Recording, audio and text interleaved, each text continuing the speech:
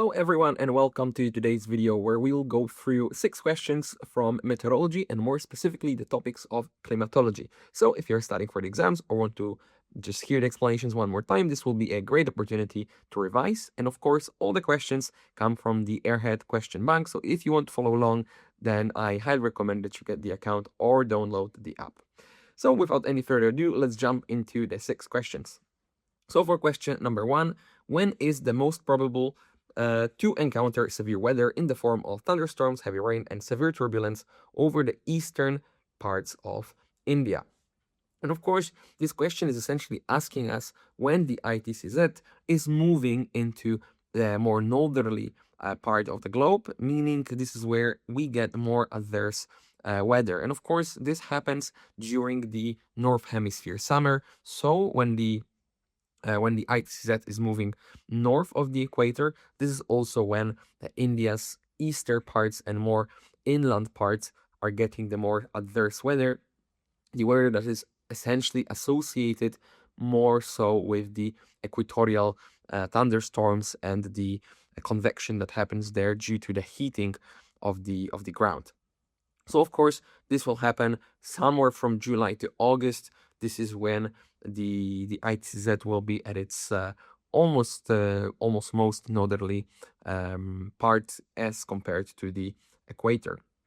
Of course, on the contrary, the more adverse weather, more south from the equator, will happen at the northern hemisphere winter. So somewhere starting from December. And here, remember that the equinox will happen in March and September. So the equinox will be where the ITCZ is passing through the equator, essentially. Now for question number 2, the weather in the horse latitudes is generally. So horse latitudes are somewhere approximately at the 30 degree mark north and south. And this is an important thing to remember. There are 2 main latitudes that are affected strongly by the movements of the wind.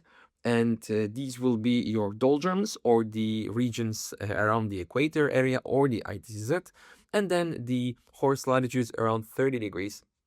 And the reason they are affected is because the wind that is being created, we have the very strong convection around the place where ITCZ is, or around the equatorial area. This is where the surface heats. So of course the warm ground is warming up the air, which is going up. And the air, of course, is then going north in the northern hemisphere and south in the southern hemisphere. It is then subsidizing around the horse latitudes. So this is where we have the border with the Hadley cell. And the reason here is very important for aviation, however, even more important, I would say, for the sailors, because around the equator and around horse latitudes, we have almost solely vertical movements of air. Around the equator, we have convection and vertical movement of the air up. And then around horse latitudes, we have subsidizing air vertically going down. This is why at horse latitudes there is almost no clouds. This is also where the deserts will be present.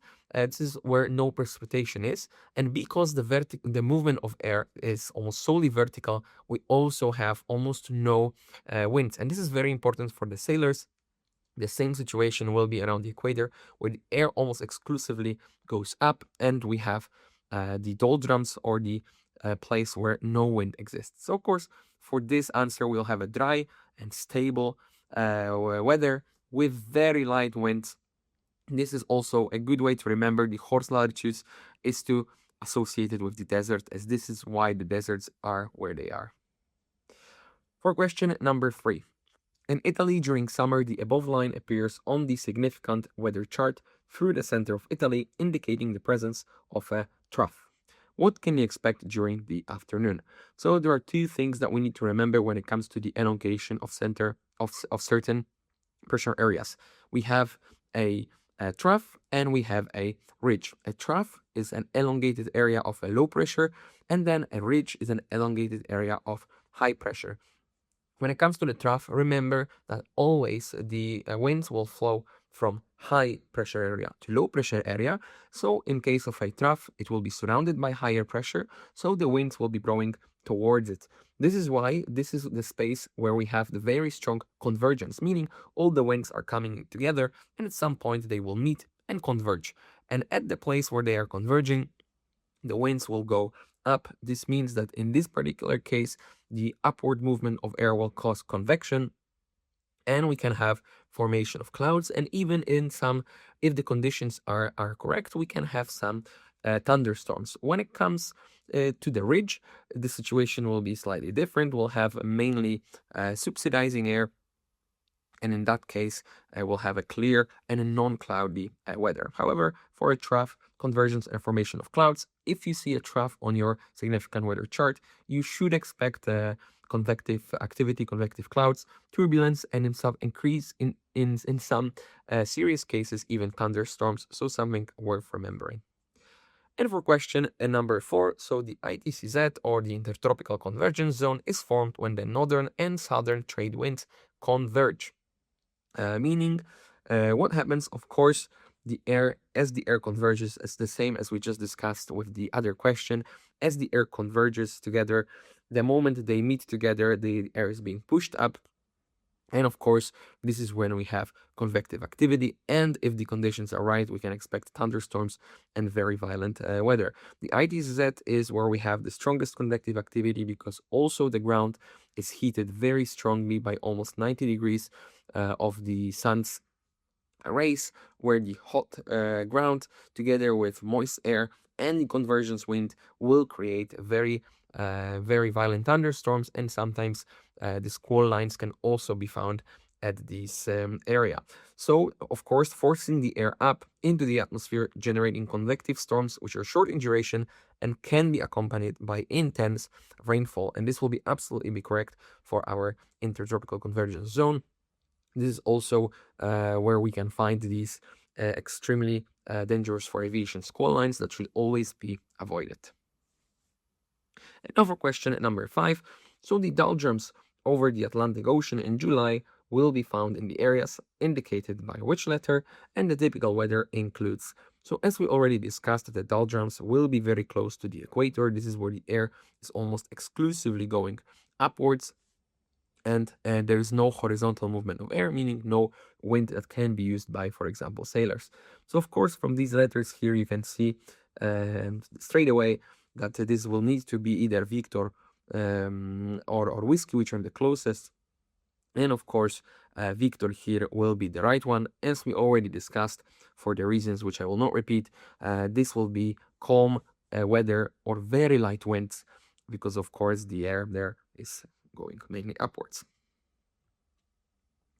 And now for the last question, so number 6. Over the ocean at the ITCZ, the prevailing surface wind is, again, the question of the same nature, so you'll see a lot of these during your climatology exams.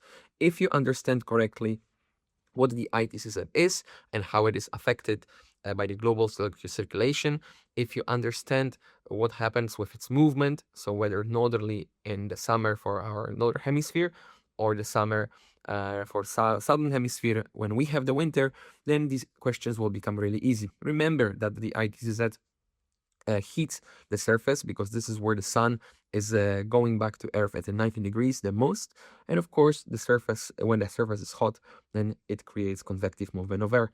For these questions, also remember that the ITCZ will vary the most around the land rather than water, because the water has a better heat capacity and it will keep the heat for a longer time. So the variations in temperature over water will be lower than the ones over land and the surface.